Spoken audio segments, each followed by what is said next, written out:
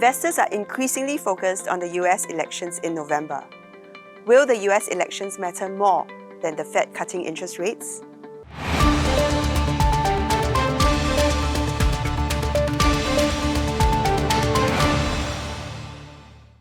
Financial markets may turn more volatile as the US elections near.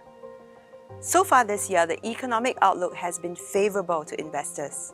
In the US, the Federal Reserve is likely to cut interest rates from September, with the economy set for a soft landing. In Europe, the European Central Bank has already started reducing rates from June as the Eurozone recovers from last year's recession.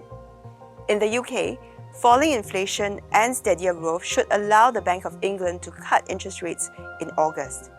In China, the PBOC reduced interest rates last month for the first time in almost a year to support growth. And in Japan, the Bank of Japan is only slowly lifting interest rates to keep inflation around its 2% target.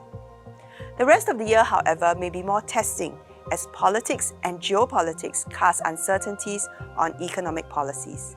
July's snap election in France has led to a hung parliament with no majority to enact reforms and lower the country's large budget deficit.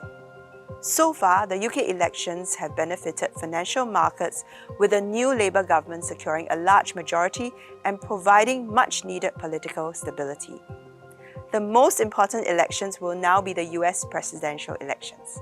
The race has already become volatile, with President Biden exiting and former President Trump surviving an assassination attempt. If the Democrats under presumptive candidate Vice President Kamala Harris win, then falling inflation would allow the Fed to keep reducing interest rates in 2025. But if the Republicans return, then inflation is likely to rebound from steep tariffs, tighter immigration, and larger budget deficits. The outcomes also depend on either party's control of the House of Representatives and Congress. The risk of inflation staying higher for longer led us to raise our forecast for 10-year US Treasury yields last month from 3.75% to 4.25%.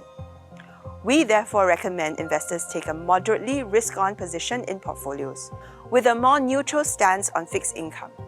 We maintain a modest overweight in equities with a neutral call on US, Europe, Japan, and a preference for Asia ex-Japan equities.